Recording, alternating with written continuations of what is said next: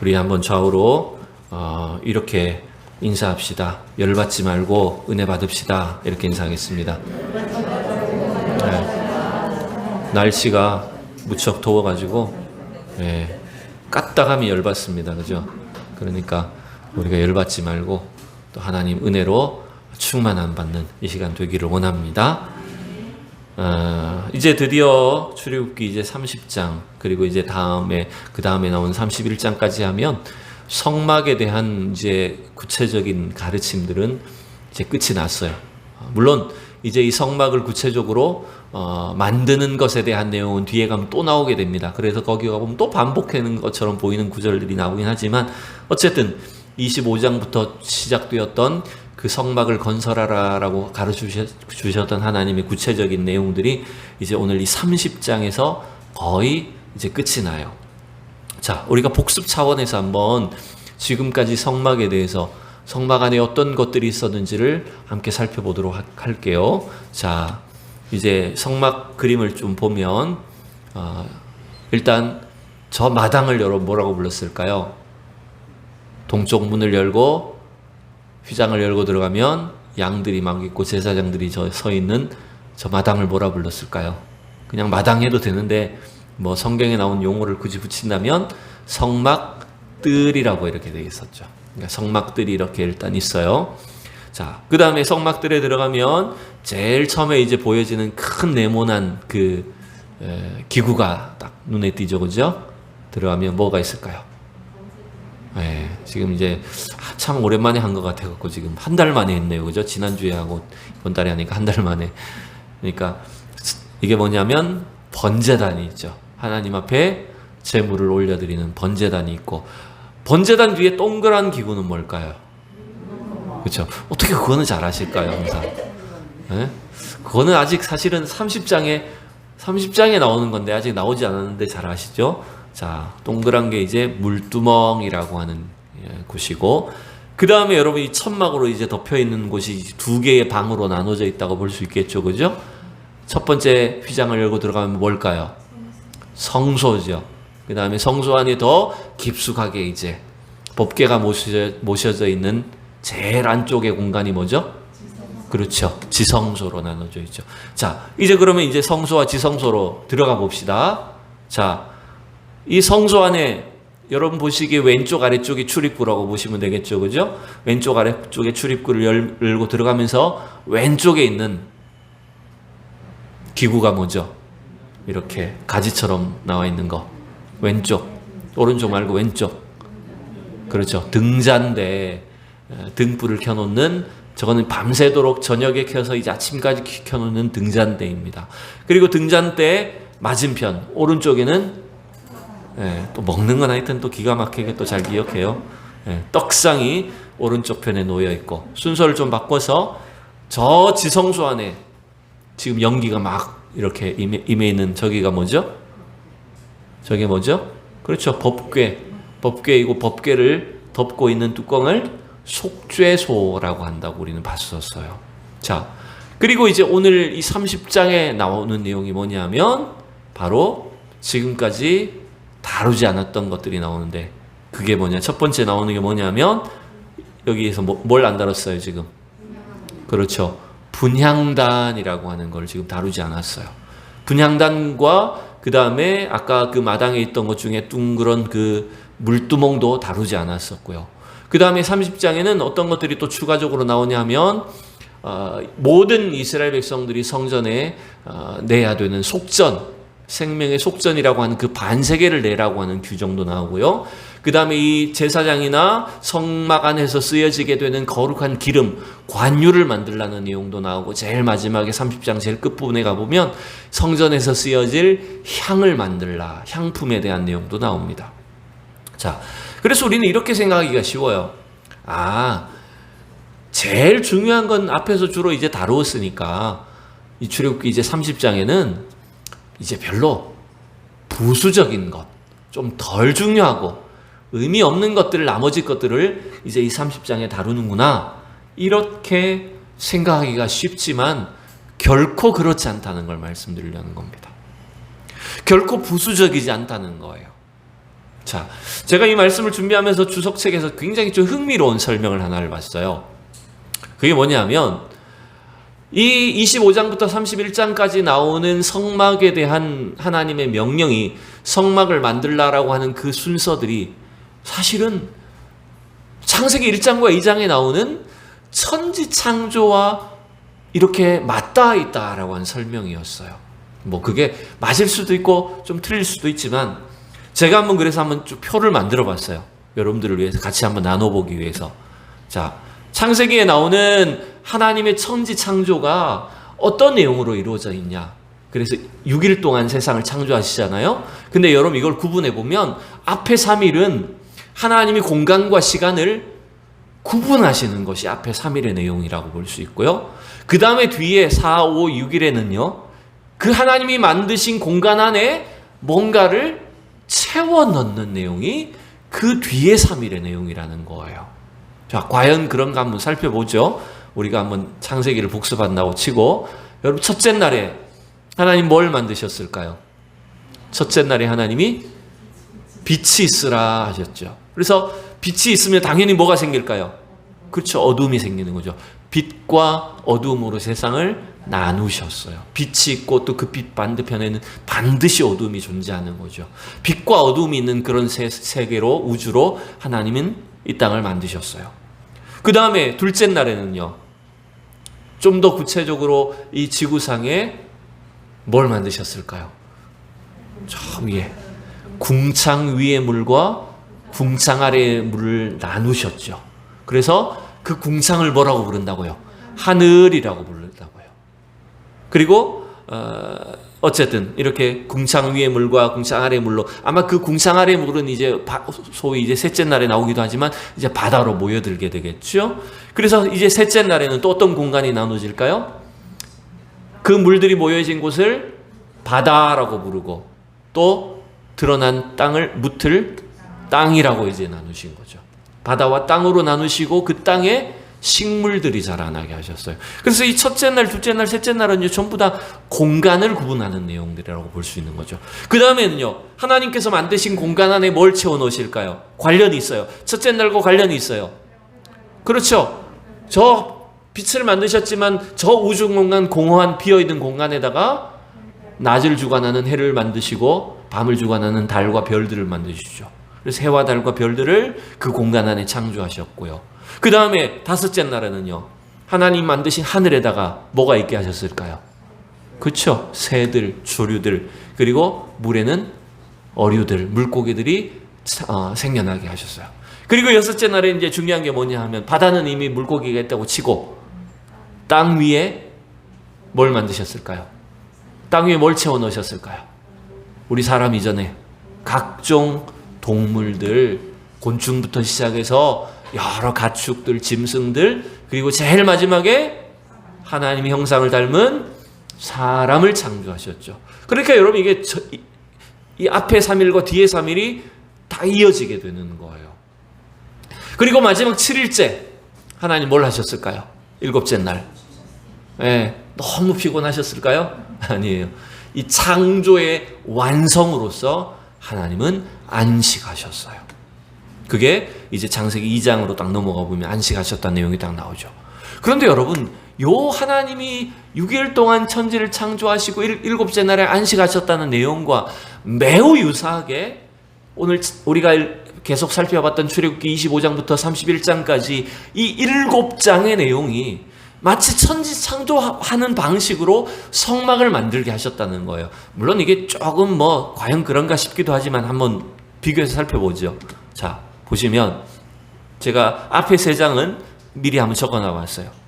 앞에 3장은요, 25, 6, 7장은 뭔가 하나님이 임재하시는, 하나님이 역사하시는 그런 공간을 구분하시는 거예요. 구별하신 거예요. 창조하신 건 아니죠. 이미 있는 이스라엘 백성들 안에 하나님이 공간을 구별하신 거예요. 그래서 하나님이 임재하셔야 되는 그 성소와 지성소 안에 어떤 물건들을 처음에 가르치셨냐? 증거궤, 떡상, 그 다음에 등잔대. 여러분 이건 다 성소와 지성소에 있는 거잖아요. 여기는 하나님이 직접적으로 지금 임재하셔야 되는 곳. 그 다음에 그 지성소와 성소를 구분짓기 위해서 뭘 만들라고 하셨어요? 성막 휘장을 치라고 하셨어요. 휘장을 만들라고 했죠. 그 다음에 세 번째, 번제단과 아까 봤던 성막 뜰을 통해서 이 성막이라고 하는 공간이 이렇게 구분된다라고 하는 것을 가르쳐 주셨어요. 그걸 명령하셨어요.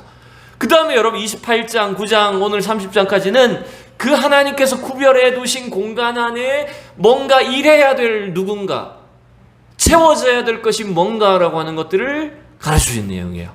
그게 차례대로 뭔가 살펴보면 28장에는 뭐가 있었냐면요, 제사장의 의복을 가르쳐 주셨어요. 여러분 그 성소 안에, 지성소 안에 들어가서 일해야 될 사람이 누구예요? 제사장이잖아요. 대제사장이잖아요. 그 대제사장이 하나님 앞에 하나님의 그 거룩하심을 나타내고 하나님의 임재를 백성들에게 보여줘야 되는 것이 뭐냐면 의복으로 가르쳐 주신 거예요. 그 다음에 29장에서는요, 그 제사장을 뭘 했을까요? 기름 부어서 세우는 내용이 29장에 나왔잖아요. 위임식 하는 장면이 29장에 나왔어요. 여러분 기억나요? 네. 이게 사실은 조금 끼워 맞춘 듯한 설명인 것처럼 보이기도 하지만 굉장히 유사점이 있다는 거죠. 그 다음에 오늘 이제 30장에 볼 내용이 뭐냐면, 많아요. 오늘 30장에 나오는 내용은 굉장히 여러 가지 종류예요. 그게 이런 거예요. 우리가 10절까지 읽었지만 그게 분향단을 만들라는 것, 그 다음에 이스라엘 백성들은 속전을 드려야 된다는 것, 그 다음에 물두멍을 만들고 관유를 이렇게 만들고, 그 다음에 향을 어떻게 만들어라. 이건 전부 다 여러분 뭔지 아세요? 전부 다 뭔가 하나님의 거룩하심과 임재가 이 성막 안에 저 지성소부터 뜰까지 다 채워져야 되는 것들이라는 거예요. 이 하나님께서 구별하여 만드신 이 성막을 저 안쪽부터 밖까지 채워야 되는 것들, 도구들, 기구들, 이것들이 다 오늘 분향단부터 관유, 향품까지 쭉 이어지는 내용이라고 여러분 볼 수가 있습니다. 그러니 여러분, 결코 이 30장의 내용은 부수적인 거나 부가적인 내용이 아니라는 겁니다. 좀 뭔가 쓸데없는 것들을 모아놓은 내용이 아니라는 거예요. 여러분 오늘 저는 이 30장을 그래서 하나님의 그 거룩하신 임재가 이스라엘 백성들에게 계속될 수 있도록 하는 굉장히 필수적인 것들, 겉으로 잘 보여지진 않지만, 크지는 않지만 굉장히 필수적이고 중요한 것들이라는 걸 알 수 있어요. 그리고 한 가지 빠뜨렸네요. 31장에 뭘까요? 아까 7일째 하나님 뭐 하셨어요? 안식하셨다 그랬죠? 여러분 나중에 살펴보겠지만 31장으로 넘어가 보면 하나님께서 뭘 명령하셨을까요? 안식일을 지키라고 명령하십니다. 그러니까 하나님이 창조의 그 7일 역사를 보여주신 것처럼 그와 마찬가지 방식으로 성막을 통해서 하나님은 이스라엘 가운데 임재하시겠다는 거예요. 그들 가운데 참된 안식을 주시겠다는 거예요, 여러분. 이런 과정 속에서 오늘 여러분 30장이 우리 앞에 놓여져 있어요. 다시 말씀드립니다. 이 30장은 결코 덜 중요하거나 부가적인 설명들이 아니라는 거예요. 눈에 잘 띄진 않지만 굉장히 핵심적이고 필수적인 내용이에요. 제가 얼마 전에, 한두 달 전에 제가 자동차를 좀 고쳤어요. 여러분, 근데 자동차를 고치러 가보면 물론 겉으로 보여지는 부분도 굉장히 중요합니다. 근데 평소에 관리가 되지 않으면 안 되는 굉장히 필수적인 요소들이 많아요. 자동차 안에. 겉에 아무리 여러분 녹이 슬어도 별로 상관없어요. 그죠? 그런데 이 자동차가 정상적으로 구동이 되고 유지가 되고 굴러가게 만들려면 사실은 보이지 않는 부분에 있는 그 재료들이 굉장히 중요해요. 일단 여러분, 동력이 발생하려면 뭐가 있어야 될까요? 그렇죠? 엔진에 돌아가려면 여러분 기름이 있어야죠. 기름이 있어야 됩니다. 동력원이 있어야 되죠. 그뿐만 아닙니다. 이 자동차 안에는요, 여러 가지 종류의 오일들이 다 들어가요. 여성분들은 잘 모르지만 엔진 오일도 들어가고요, 브레이크 오일도 들어가고요, 미션 오일도 들어가고요, 별의별 오일들이 다 종류별로 다 있어요. 그러니까 우리 눈에 보기에는 자동차 껍데기가 중요해 보이고 엔진이 중요해 보이고 겉으로 보여지는 것들이 중요해 보이지만 사실은 그것들을 구동하게 만드는데 보이지 않는 역할을 하는 것들이, 중요한 것들이 훨씬 더 많다는 걸 알게 됩니다. 저는 이 30장의 내용이 사실 그런 요소들이라고 보여져요. 자, 그런데 여러분, 하나님께서 지금 이 성전 안에 채워져야 될 것, 이 그림을 다시 한번 보면서, 자, 하나님께서 구별하신 이 공간들에 채워져야 될 것들, 저 제사장의 의복부터 제사장을 위임하고 그 공간에 구동하고 유지되게 하는 이 모든 것들이 사실은 한 가지 목적을 가리키고 있다는 걸 알려줍니다. 그게 뭔지 아세요? 그게 뭐냐 하면 거룩이에요. 하나님의 백성으로서, 또한 하나님의 임재 가운데 이 땅을 살며 세상과는 구별되는, 그래서 하나님과 함께하는, 하나님과 동행하는 삶을 유지하도록 해주는 그 단 한 가지 목적이 있는데, 방법이 있는데, 그게 바로 거룩이에요. 그래서 전부 이 성막에 대한 내용은요, 거룩을 목표로 하는 거예요. 자, 제가 성경을 몇 군데 찾아봤어요. 28장 제사장의 의복에 대한 내용이죠. 제사장의 의복을 만들라고 이렇게 명령했어요. 자, 읽어봅시다. 3절 시작. 너는 물은 마음에 지혜 있는 모든 자, 곧 내가 지혜로운 영으로 채운 자들에게 말하여 아론의 옷을 지어 그를 거룩하게 하여 내게 제사장 직분을 행하게 하라. 여러분, 제사장 옷을 만들어서 그가 제사장 직분을 행하게 하는 방법이 뭐라고요? 거룩하게 하는 거예요. 옷만 입는다고 거룩한 것은 아닙니다, 물론. 그렇지만 그 목표가 거룩이라는 거예요. 29장에 제사장을 위임하는 내용이 있었어요. 거기도 뭐라고 말할까요? 29장 9절 시작. 아론과 그의 아들들에게 띠를 띄우며 관을 씌워 그들에게 제사장의 직분을 맡겨 영원한 규례가 되게 하라. 너는 이같이 아론과 그의 아들들에게 위임하여 거룩하게 할지니라. 그들을 이 굉장히 복잡해 보이는 이런 절차를 거쳐서 위임하게 하는, 위임식을 하게 하는 그 목적이 뭐라고요? 거룩하게 하라는 거예요. 뿐만 아닙니다. 이 30장에 나오는 모든 추가적인 이 기구들과 재료들, 이 모든 것들도 목적이 뭐냐면 거룩하심을 나타내야 되는 거예요. 여러분, 거룩은 사실은 다른 게 아니에요. 거룩은 하나님이 우리 가운데 함께 하시는 거예요. 우리가 이 세상에 살지만 이 세상에 부족한 존재로 때도 묻고 더러워지고 부족한 모습으로 살지만 우리가 날마다 주님과 동행할 수 있도록 해주는 그 원동력이 뭐냐 하면 거룩이라는 거예요. 그래서 저는 이 30장에 나오는 이 재료들과 기구들, 이 내용들의 목적을 우리가 어떻게 하면 우리 삶을 하나님과 동행하게 할까? 거룩한 삶을 살게 할까? 그 원리들을 가르쳐 주는 것이라고 한번 정리를 해봤어요. 근데 오늘 너무 이 내용이 많아서 한 두 가지밖에 전하지 못할 것 같습니다. 자, 첫 번째. 이 세상에 우리는 사실은 성막으로, 성전으로 존재하고 있습니다. 여러분 믿습니까? 그러면 하나님께서 지금 거룩하도록 구별하시고 그 거룩하심을 채우도록 규정하신 이 성막처럼 우리가 이 세상 속에 어떻게 하면 이 거룩한 삶을 유지할 수 있을까? 거룩함으로 우리 삶을 채울 수 있을까요? 그 첫 번째 원리가 바로 분향단을 통해서 가르쳐주는 원리입니다. 자, 오늘 우리가 읽은 1절에서 10절이 분향단에 대한 내용이었어요.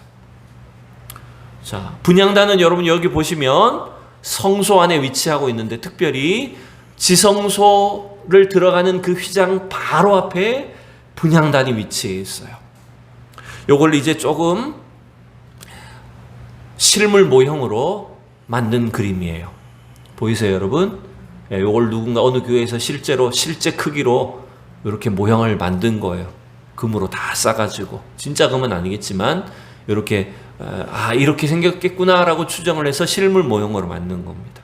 아까 나온 것처럼 이렇게 생긴 거예요. 그렇게 크지는 않아요. 그런데 여러분 특징이 뭐냐면 이 성소 안에 있는 것과 저 성막들에 있는 것, 기구들의 재료의 차이가 여러분 뭐였는지 기억하십니까? 성소와 지성소 안에 있는 기구들은 전부 다 겉을 뭘로 쌌을까요? 금으로 쌌어요. 근데 성막들에 있는 기구들은요, 노수로 쌌어요. 다 노수로. 그래서 여러분 어떻게 보면 이 성막 안에는요 두 개의 제단이 있는 거예요. 성막들에 있는 제단은 아까 무슨 제단이었어요? 번제단이었죠. 거기는 이제 제물을 하나님 앞에 바쳐서 태워 올려드리는 그 놋으로 만든 제단이 번제단이에요. 그죠? 그 놋제단이라고 불러요. 그런데 이 성소 안에 있는 이 분향단도 소위 제단이라고 불려요. 분향단이지만 금으로 만들어진 제단이라고 해서 금제단, 안에 있다고 해서 안제단 이렇게 부르는 거예요. 근데 여러분 결국 이걸 생각해 보시면 돼요. 아, 그러면 성막 안에 두 개의 제단이 있구나. 근데 일단 이 분향단은, 이 금제단은 대제사장이 아침 저녁으로 이제 하나님 앞에 향을 피우는 거예요. 그죠? 향을 피우는 건 어떻게 보면 우리에게 굉장히 익숙한 그림이죠. 고대 근동의 모든 어떤 제사나 또 뭐 이런 추모 의식이나 하면 다 뭘 해요? 우리도 안 믿는 집에서 다 어떻게 해요? 제사할 때는 향을 피우잖아요. 뭐 동남아들 가도 그렇고, 이 동양의 문화는 이게 뭔가 신적 존재에게 향을 피워 올려 있는 것이 굉장히 그냥 익숙한 문화예요. 원래 이제 이 이스라엘도 그 중동 문화를 이어받았으니까 아마 그런 관련성은 있겠지만, 여러분 여기서 중요한 것은 뭐냐면, 아까 그림에도 보셨듯이 이 분향단이 어디 위치해 있다고요? 지성소 발 앞에 위치해 있다 보니까 거기에 향을 피우면 그 향이 사실 어떻게 될까요? 뭐 정확하게 알 수는 없지만 그 지성소 안에 그 하나님의 영광과 임재를 나타내는 그림이에요. 여러분이 하나님의 임재가 구름으로 묘사되는 것은 뭐냐면, 이스라엘 백성들을 광야 40년 동안 어떻게 인도하셨다고요? 불기둥과 구름 기둥으로 하나님이 인도하셨어요. 그걸 나타내는 거예요. 하나님이 우리와 함께 계신다. 그리고 하나님이 이스라엘 백성들을 기쁘게 여기시는 것이 바로 구름 기둥과 불 기둥으로 임하시는 것인데, 이 분향단의 역할이 그거예요. 대제사장이 하나님 앞에 그 향년을 피워 올림으로 인해서 하나님의 임재가 우리 가운데 있다라고 하는 것들을 확인하고 경험하는 역할을 하는 거예요. 그런데 더 중요한 게 있어요. 아까 제가 제단이 두 개라 그랬잖아요. 결국 성막들에 있는 놋제단, 번제단과 성소 안에 있는 이 금제단, 분향단으로 두 개로 되어 있다면, 결국 여러분 이 제단은 전부 다 예수 그리스도와 관련이 있는 겁니다. 자, 여러분 놋제단은, 성막들에 있는 번제단은 제물을 태우는, 그죠? 번제를 드리는 장소예요. 그러면 여러분 이 번제단은 예수님과 어떤 관련이 있을까요? 예수님이 우리 인류의 죄를 위해서 자기 자신을 십자가의 제물로 내어주신 거예요. 아무 죄가 없으신 예수님이 흠 없는 어린 양으로 제물이 되셔서 우리를 위해서 자기를 온전히 죽음으로 내어주신 거예요. 여러분 그게 번제단의 희생을 하신 어린 양 예수 그리스도십니다. 그죠? 그럼 여러분 이 성소 안의 금제단은 뭘까요? 이건 예수님과 어떤 관련이 있을까요? 자, 이 구절을 한번 보세요. 히브리서 7장에 보면 굉장히 중요한 구절이 하나 나옵니다. 25절, 26절까지 읽을 건데 같이 읽어 시작. 그러므로 자기를 힘입어 하나님께 나아가는 자들을 온전히 구원하실 수 있으니 이는 그가 항상 살아계셔서 그들을 위하여 간구하심이라. 여러분 여기서 그들을 위해서 간구하신다 그랬는데 그분은 누구일까요? 자, 26절을 보면 알아요. 26절을 읽읍시다. 시작. 이러한 대제사장은 우리에게 합당하니 거룩하고 악이 없고 더러움이 없고 죄인에게서 떠나 계시고 하늘보다 높이 되시니라. 여러분 이 성소 안에 금제단, 분향단에 이 향단을 피워 올리는 것은 대제사장이 할 수 있는 일이었어요. 그런데 여러분 우리의 대제사장이신 예수님이 어떻게 하시는 겁니까? 우리를 위해서 뭘 하시는 것입니까? 기도하신다고 말하고 있어요. 여러분 이 예수님은 부활 승천하셔서 어디에 가 계십니까? 지금 하늘보다 더 높으신 하나님 보좌 우편에서 뭘 하고 계시다고요? 우리를 위해서 기도하신다는 거예요. 여러분 믿습니까? 여러분이 분향단은 바로 예수님과 관련해서 지금도 우리를 위해서 대제사장적으로 죄인들을 위해서 기도하고 계시는 예수님의 기도를 가리키는 거예요. 여러분 우리 그 찬양 알잖아요. 당신이 지쳐서 기도할 수 없고 눈물이 앞을 가릴 때 누군가 널 위해 기도하네. 여러분, 바로 그 누군가 우리를 위해 기도하시는 분이 계시다는 거예요. 우리가 기도할 수 없을 때, 우리가 내가 어떻게 해야 될지 아무것도 알지 못할 때 우리를 위해서 기도하시는 대제사장이신 분이 바로 예수 그리스도라는 겁니다. 여러분, 바로 이 금제단의 향은 우리를 위해서 기도하시는 예수 그리스도의 사역을 나타내는 거예요. 또한 여러분이 분향단은 결국 우리에게 뭐가 돼야 될까요? 성전된 우리는 어떤 삶을 살아야 된다는 걸까요? 우리 안에 기도로 채워야 된다는 걸 가르쳐주는 것입니다. 여러분, 그 분향단이 거룩한 이 향연으로 하나님 앞에 드려지고 하나님께 기도가 드려지듯이 우리 성전된 우리 성도들은 날마다 우리 안에 이 분향단을 피워 올리듯이 하나님 앞에 기도로 나아가야 된다는 걸 가르쳐주는 거예요. 그게 바로 우리의 삶을 어떻게 한다고요? 거룩하게 한다고요. 여러분, 이게 사실은 분향단이 우리에게 가르쳐주는 놀라운 의미입니다. 자, 하나님은 여러분 이 그림을 다시 한번 보면, 여러분 이 성소 안에 지금 3개의 기구가 있잖아요. 등잔대가 있고 떡상이 있고 분향단이 있어요. 여러분, 이것들은 각각 전부 다 오늘날 우리의 신앙생활을 어떻게 해야 되는지를 가르쳐주는 중요한 그림들이에요. 여러분, 등잔대는 여러분 뭘 의미하는지 아십니까? 등잔대는 바로 떡상부터 설명하죠. 떡상은 여러분 우리에게 뭘 의미할까요? 우리 오늘날의 신앙생활하는 우리에게 떡상은 바로 하나님의 말씀이에요. 우리의 영혼의, 우리의 생명의 말씀이 되는 것이 바로 말씀으로 오신 분이 예수 그리스도잖아요. 그 하나님의 말씀, 예수 그리스도의 말씀이 우리에게 생명의 양식이 되는 겁니다. 그러면 그 생명의 양식을 우리가 알 수 있도록 비추어주는 역할을 누가 하시는 걸까요? 여러분, 책이 있으면 뭐예요? 등불이 있어야지. 등잔대가 불이 켜져 있어야 되잖아요.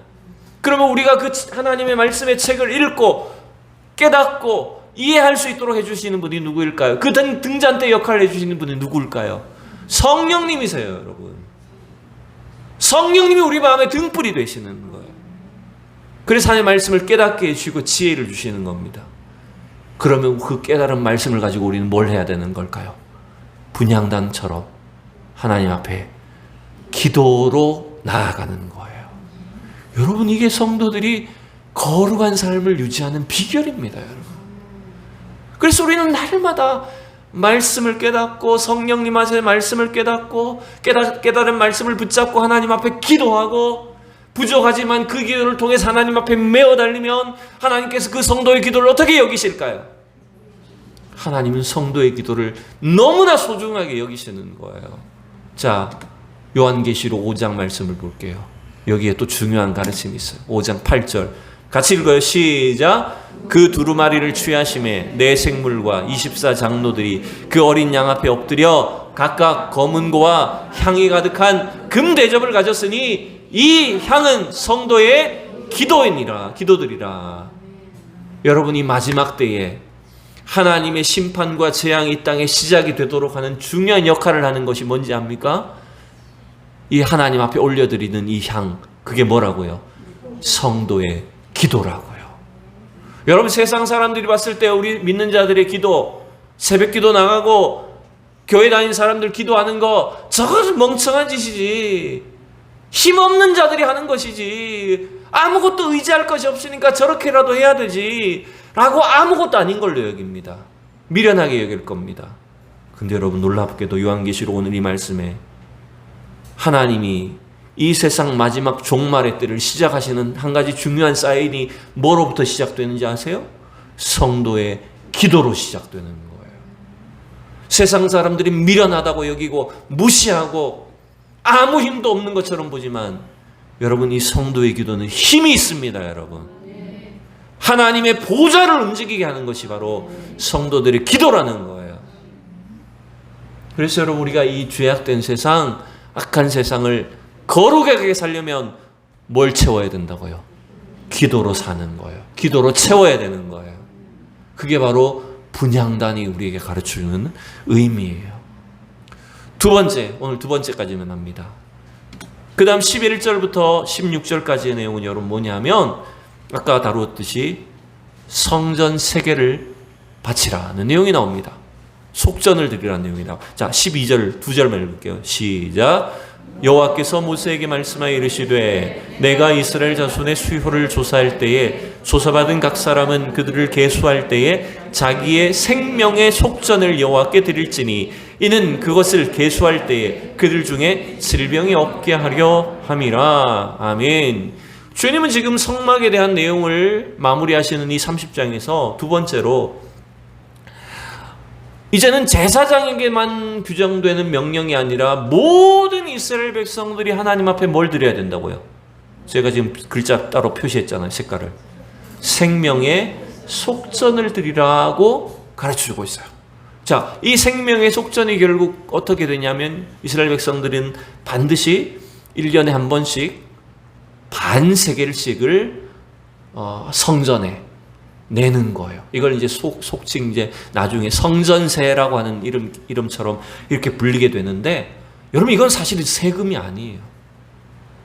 이게 나중에 그냥 무조건 내야 되는 것이 되다 보니까 세금처럼 불리게 됐지만, 여러분 이건 세금의 개념이 아니에요. 자, 오늘 이 12절에서도 뭐라고 말합니까? 이스라엘 백성들이 그들이 인구를 조사할 때, 계수할 때에 조사를 받은 각 사람, 즉 하나님의 백성으로 규정된 이스라엘 20살 이상의 모든 남자들은 공평하게 생명의 속전으로서 반세겔을 1년에 한 번씩 내게 합니다. 여러분, 생명의 속전이라는 게 뭘까요? 생명의 속전이라는 것은 뭐냐면 그 생명의 대가를, 생명의 그 주인이 바로 우리 하나님이시다라고 하는 것들을 가르쳐 주시는 단어예요. 결국 하나님은 저 애굽 땅에서 이스라엘 백성들을 구별해서 불려내셨는데, 그들이 뭔가 더 의롭다거나 그들이 착하고 아무 죄가 없어서 구별하신 게 아니에요. 애굽 사람들과 똑같이 다 심판당했어야 되는 족속들이에요. 근데 하나님은 어린 양의 피를 통해서 그들을, 그 죄의 값을 어떻게 하신 걸까요? 대신 치루어 주신 거예요. 그게 여러분 속전의 개념입니다. 그래서 우리가 우리의 생명과 우리의 삶이 하나님의 것입니다 라고 하는 것들을 이스라엘 백성들이 매년마다 고백하는 믿음으로 이 반세겔을 성전에 내는 거예요. 그럼 그 반세겔을 모아가지고 성전을 유지하고 뭐 이렇게 고치고 수선하고 또 레위인들이 필요한 곳에 이렇게 쓰도록, 이렇게 속전을 내도록 하는 거예요. 결국 여러분이 이 속전은요, 어떤 막 세금을 부과하듯이 이런 의미가 아닙니다. 이 세상의 죄악으로부터 하나님이 그들을 덮어주셨다. 이 속전이라는 단어가 덮는다는 단어예요. 성막도 자체가 뭡니까? 성막의 모양이 어떤 거예요? 하나님이 덮으신 거잖아요. 똑같은 거예요. 이스라엘 백성들을 하나님 덮어주시고 그들을 구원해 주시고 보호해 주셨다라고 하는 것들을 가르쳐 주시는 그 의미로 속전을 내는 거예요. 근데 여러분, 이걸 착각하면 안 됩니다. 나는 뭐 여유도 넘치니까 뭐 얼마든지 내지. 그냥 뭐 세금 내듯이 내지. 아니면 돈이 없는 사람들은 또 이걸 뭐 돈도 없는데 이걸 걷어가나, 이런 식으로 억지로 내는 이런 개념이 되면 될까요, 여러분? 아니에요. 그것 이스라엘 백성들이 큰 착각을 하는 거예요. 예수님이, 여러분, 우리가 지금 마태복음 새벽에 보고 있잖아요. 이것과 관련해서 중요한 가르침을 하나 주셨죠. 여러분, 어제 본문인가요? 기억나시나요? 바리새인들하고 헤롯 당원들이 예수님을 시험하기 위해서 몰려와가지고 뭘 질문했습니까? 어떤 시험을 했습니까? 가이사에게 세금을 바치는 것이 옳습니까? 라고 예수님께 질문했을 때 예수님이 그들에게 동전 하나 꺼내보라 라고 하시면서 뭐라고 대답해 주셨어요? 거기에 뭐라고 써있냐? 누구의 형상과 누구의 글이 써있느냐? 그랬을 때 그들이 꺼내보인 동전이 이거였어요. 이게 실제 로마 시대 동전이에요. 여기 글에 이 가이사 아구스투 황제의 형상이 새겨져 있고, 이 황제를 신의 아들 이 로마 황제 누구 이렇게 써져 있는 거예요. 그 뒷면에는 그 황제의 어머니는 이렇게 평화의 신이다 뭐 이렇게 해서 뭐 이런 최고의 제사장, 뭐 잘 읽지도 못하겠어요. 뭐 폰티에 뭐 막시무스인가 뭐 하여튼 이런 단어가 막 쓰여져 있어요. 자, 그런데 여러분, 이 동전을 예수님께 설명하시면서 여기에 누구의 글이 써져 있고 누구의 형상이 있느냐라고 물었어요? 누가 써 있어요? 가이사. 로마 황제의 얼굴과 로마 황제의 이름이 써져 있습니다 라고 하니까 예수님 뭐라고 절묘하게 대답을 하셨어요? 가이사의 것은 가이사에게, 하나님의 것은 하나님께 드릴지니라 라고 대답을 하니까 사람들이 그 지혜에 아무 말도 못했어요. 여러분, 이게 뭘 가르치는 겁니까? 제가 새벽에도 설명해 드렸지만 가이사의 것은 가이사의 것이다 라고 하는 것은요, 우리가 이 세상에 속해 있으면, 이 세상 물질과 이 세상 부와 이 세상 성공에 속해 있으면 우리는 그냥 그 세상에게 끌려다닐 수밖에 없는 거예요. 뭐 세금도 당연히 내야 되겠죠. 여러분, 하나님의 것은 하나님께 드리라는 것이 무슨 말입니까?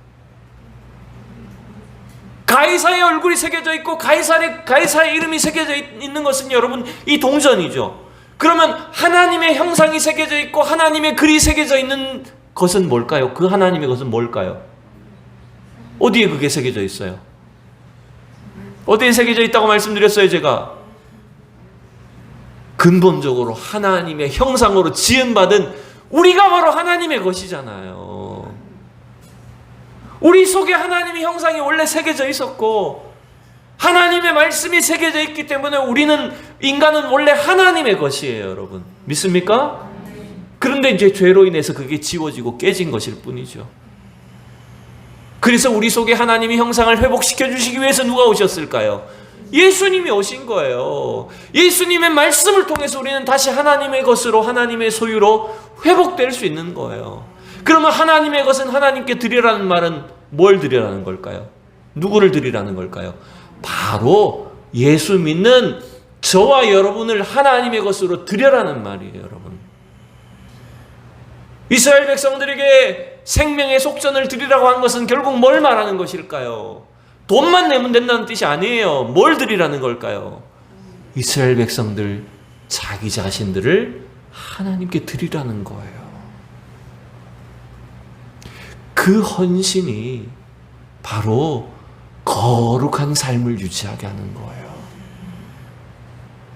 여러분, 우리가 신앙생활하고 교회 다니는 게 그냥 내가 11조만 하면 되고 일주일에 한 번 1시간 교회 참석하면 되고, 여러분 이게 아니에요.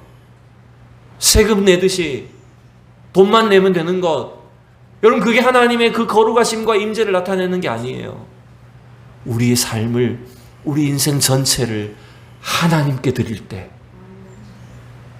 제사장만 드려서 되는 게 아니잖아요. 지금 생명의 속전은 이스라엘 백성들 전체가 드려야 되는 거잖아요. 그러한 헌신이 바로 하나님의 거룩하심을 나타내는, 하나님과 동행하게 하는 비결이라는 걸 가르쳐줍니다. 교회도 마찬가지입니다. 이 땅의 교회가 거룩해지는 비결이 뭘까요? 그것은 바로 온 성도들의 헌신을 통해 가능한 겁니다. 돈으로 교회 되는 거 아닙니다. 이 세상 물질로 하는 거 아니에요. 성도들의 헌신으로 이루어지는 겁니다. 여러분, 우리 가정이 어떻게 하면 거룩해질까요? 우리 인생 자체가 어떻게 하면 거룩한 삶을 살아갈 수 있을까요? 오늘 이 출애굽기 30장에 가르쳐준 두 가지를 기억하십시오. 분향단이 뭘 가리킨다고요? 대제사장이 예수님이 우리를 위해 기도하셨듯이 우리도 어떻게 해야 된다고요? 기도로 채우라고요. 기도로 우리 안을 채우셔야 됩니다. 그게 우리가 거룩한 삶을 유지하는 비결이에요. 또한 우리 삶을 온전히 하나님 앞에 헌신하여 드릴 때, 여러분 바로 우리 생애 전체를 하나님이 거룩하심으로 인도해 주시고 주님이 우리와 동행해 주실 줄로 믿습니다. 기도합시다. 하나님 아버지, 주님의 은혜를 감사합니다. 부족한 우리를 이 죄인된 자리에서 택하시고 하나님의 그 거룩하심과 임재를 나타내시고자 예수 믿고 구원받아 이 땅을 하나님 임재하시는 성전으로 살아가게 하심을 감사합니다. 주님, 오늘 출애굽기 이 귀한 말씀과 같이 하나님 우리 안에 날마다 주님과 같은 기도로 채워지게 하여 주시옵소서. 지금도 우리를 위하여 기도하시는 주님의 그 기도가 우리 속에도 넘치게 하여 주시옵시고, 날마다 기도의 향연을 하나님 앞에 올려드릴 수 있는 제사장들이 되게 하여 주시옵소서. 또 성전에 생명의 속전을 드렸던 것처럼 우리 자신을 하나님의 것으로 구별하여 주님 앞에 헌신하는 우리 성도들이 되게 하여 주시옵소서. 그래야 할 때 우리의 삶이 거룩해지게 하여 주시옵시고 악하고 모든 것들이 물러가게 하여 주시옵시고 하나님의 동행하심과 임재하심이 평생토록 넘치게 하여 주시옵소서. 감사드리며 예수 그리스도의 이름으로 기도하옵나이다. 아멘.